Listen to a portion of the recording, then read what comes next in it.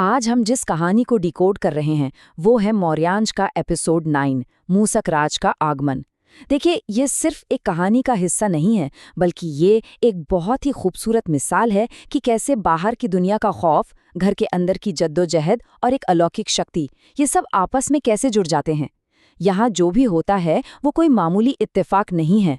तो चलिए बिना किसी देरी के इस रहस्यमय सफर की शुरुआत करते हैं। सबसे पहले तो एक बहुत ही अजीब सी बात पे गौर करते हैं। ये सोचने वाली बात है कि एक मामूली सा छोटा सा चूहा एक पिता के सबसे गहरे, सबसे खौफनाक डर को कैसे मिटा सकता है। यही तो इस पूरे एपिसोड का सबसे बड़ा सस्पेंस है। एक तरफ तो बाहर की दुनिया का वो लगातार बढ़ता हुआ टेंशन है, और दूसरी तरफ ये नन्हा सा जीव जो अचानक घर में आ जाता है। यह हमें दिखाता है कि कभी कभी ना उम्मीद एकदम वहां से आती है जहां से हमने बिल्कुल सोचा भी नहीं होता। अब यहाँ जो कॉन्ट्रास्ट है उसे समझना बहुत ज़रूरी है। मतलब एक तरफ तो शुभ के दिमाग में वो स्कूल वाली काली कार और उस रहस्यमयी आदमी का चेहरा लगातार घूम रहा है। एक अनजाना सा डर उसे अंदर ही अंदर खाया जा रहा है। पर दूसरी तरफ जैसे ही वो नन्हे मौर्यांश को अपनी गोद में लेता है तो मानो जादू सा हो जाता है। सारी बेचैनी, सारा डर एकदम गायब। वो मासूम सा चेहरा ही शुभ की दुनिया को थामे हुए है। सच है ना, एक बच्चे में ही पिता की सबसे बड़ी कमजोरी और सबसे बड़ी ताकत छिपी होती है। लेकिन वो बाहर का डर अभी भी दरवाजे पर खड़ा है। शाम ढलते ही शुभ के पिताजी आते हैं, एकदम छुपते छुपाते, बस थोड़ी सी देर के लिए। वो घर के लिए राशन, दूध की थैली और मौर्यांश के लिए कुछ खिलौने लेकर आए हैं। पर अगर हम यहाँ ध्यान दें तो वो बार बार घड़ी देख रहे हैं, बहुत जल्दी में है। क्यों? क्योंकि उन्हें वापस जाकर माँ को भी तो जवाब देना है। ये छोटी सी जल्दबाजी वाली मुलाकात साफ बता रही है कि ये परिवार इस वक्त कितने भयानक मानसिक तनाव और सामाजिक दबाव से गुजर रहा है।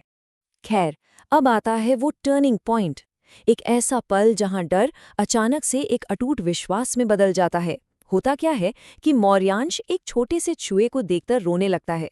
नॉर्मल रिएक्शन क्या होता? भगा दो उस चूहे को। लेकिन शुभ बिल्कुल शांत रहता है और धीरे से रोटी का एक टुकड़ा उस चूहे की तरफ बढ़ा देता है। अपने पिता को इतना शांत देखकर मौर्यांश की भी हिम्मत बढ़ती है। वो अपना नन्हा सा हाथ आगे बढ़ाता है और वो चूहा, वो बिना किसी डर के उस बच्चे के हाथ पर चढ़ जाता है।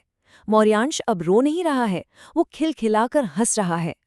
पर यहाँ दिमाग में एक सवाल आता है, एक बहुत बड़ा सवाल।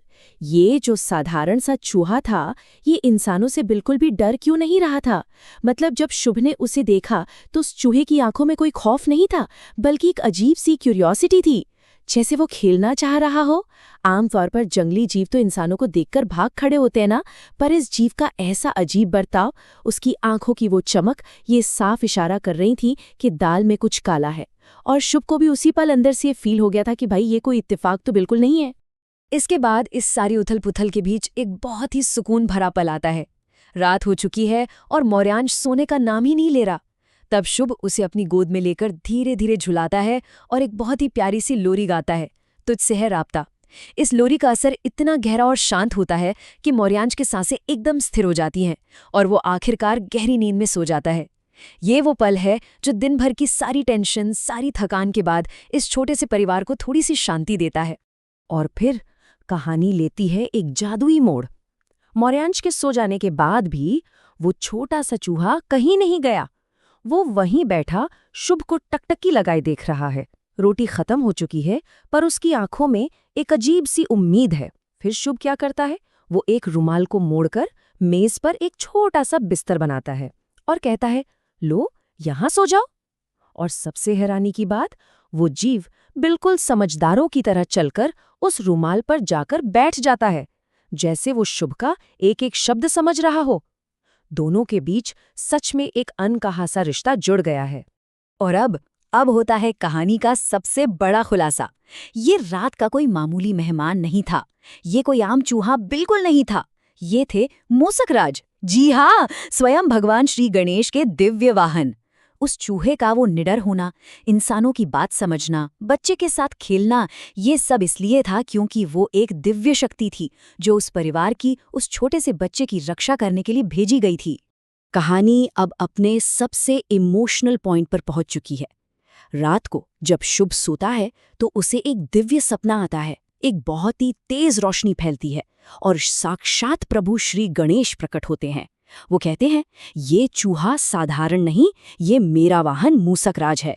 जब तक तुम समर्थ और बलवान नहीं हो जाते, ये मौर्यांश की रक्षा में तुम्हारी सहायता करेगा। सच कहूं तो ये आश्वासन सुनते ही ना, शुभ के अंदर का सारा डर, सारी घबराहट एक ही झटके में खत्म हो जाती है। जब भगवान खुद आकर भरोसा दिला रहे हों तो डर की क्या बिसात। अगली सुबह जब शुभ की आंख खुलती है तो मानो पूरी दुनिया ही बदल चुकी है। वो जो स्कूल वाले रहस्यमयी चेहरे का खौफ था ना, वो अब एक बहुत गहरी कृतज्ञता में, एक सुकून में बदल चुका है। घर में एक ईश्वरीय सुरक्षा का पक्का एहसास है। मेज पर सो रहे मूसकराज को देखकर शुभ का जो डर था, वो अब एक पक्के इरादे में तब्दील हो चुका है। अब शुभ मेंटली पूरी तरह से तैयार है उन सभी मुसीबतों का डटकर सामना करने के लिए जो आगे आने वाली हैं। तो मूसकराज के रूप में एक दिव्य सुरक्षा तो अब घर में आ चुकी है, लेकिन कहानी अभी खत्म नहीं हुई है। एपिसोड 10 में आखिर वो कौन सा नया अनजान तूफान आने वाला है जिसकी आहट अभी से सुनाई दे रही है। वो काली कार वाला आदमी असल में था कौन और वो चाहता क्या है। खैर, इस पूरे इंसिडेंट से एक बात तो साफ है कि मुसीबतें चाहे कितनी भी बड़ी क्यों ना हो, अगर सही समय पर मदद मिल जाए और विश्वास अटूट हो तो इंसान किसी भी खतरे से लड़ सकता है। अब आगे क्या होने वाला है, ये जानने की बेकरारी तो सच में बहुत बढ़ गई है।